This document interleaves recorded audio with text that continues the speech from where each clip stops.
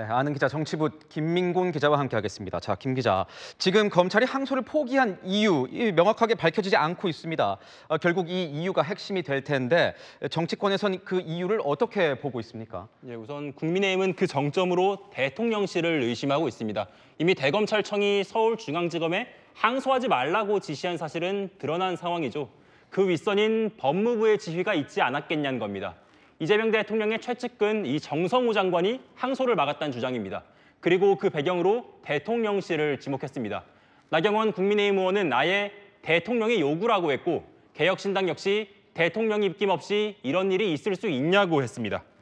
이번 항소 포기로 유리한 결과를 얻을 사람 바로 이재명 대통령이라는 설명입니다. 그런데 왜 이재명 대통령에게 유리하다는 거죠? 송원석 원내대표는 오늘 이렇게 설명을 했습니다. 이번 항소 포기 사건은 이 대통령 공소 취소를 위한 1단계 작업이라고요. 무슨 말이냐면 검찰이 항소를 포기하면서 피고인들은 1심보다 높은 형량을 받을 수 없게 됩니다. 결국 대장동 일당들이 유리한 상황에 놓인 겁니다.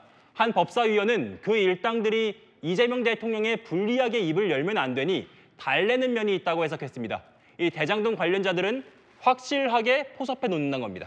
그런데 이 국민의힘의 주장, 그것만으로는 좀 부족할 것 같은데요.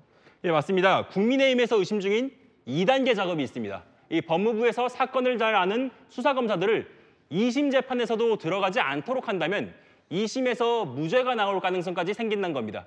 예, 그렇다면 대장동 사건이 검찰의 무리한 수사와 기소에 의해 불거졌다는 민주당의 주장, 더욱 탄력을 받게 되는 셈입니다. 예, 그러면 이 대통령에 대한 공소 취소까지 나아갈 수 있다고 이 국민의힘은 바라보고 있는 겁니다. 예, 그렇기 때문에 왜 이런 항소 포기 결정이 이루어졌는지 이 국정조사까지 해야 한다고 국민의힘은 주장을 하고 있습니다. 그렇다면 민주당의 시각은 어떻습니까? 예, 민주당은 항소 포기는 양심을 지킨 결정, 이에 대한 수사팀 반발은 항명으로 봤습니다. 이 대장동 사건 애초부터 조작된 기소였다는 주장을 펼치는 겁니다. 한 민주당 핵심 관계자는 검찰을 밀어붙이는 걸 두고 이 공소 취소 필요성의 연장선이라고 설명을 했습니다. 검찰이 이 대통령 사건 무리하게 기소를 했으니까 공소 취소해야 한다고 주장하고 나선 것처럼 조작 기소를 바로잡겠다는 취지로 읽히는 대목입니다.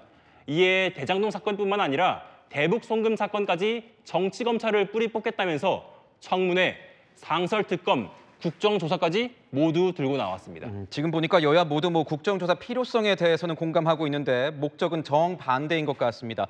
국정조사가 그렇다면 좀 빨리 이루어질 수도 있는 건가요? 일단 당장은 조금 어려울 전망입니다. 우선 민주당과 국민의힘이 하고자 하는 이 국정조사의 대상이 다르기 때문입니다. 민주당은 조작 기소와 항명, 국민의힘은 항소 포기니까요. 결국 무엇을 국정조사할 것인지부터 팽팽하게 맞서고 있는 상황입니다. 협의 시작부터 난항일 수밖에 없고요. 우선 국정조사 카드를 먼저 꺼내든 국민의힘에선 이번 주 안에 민주당 지도부를 만나야 하는 상황으로 바라보고 있는데요. 만난다더라도 앞으로 증인은 누구를 부를지, 조사 시기는 어떻게 할지 등도 추가로 정해야 하는 만큼 여야 간 강대강 줄다리기는 앞으로 계속 이어질 것으로 보입니다. 네, 잘 들었습니다. 지금까지 김민곤 기자였습니다.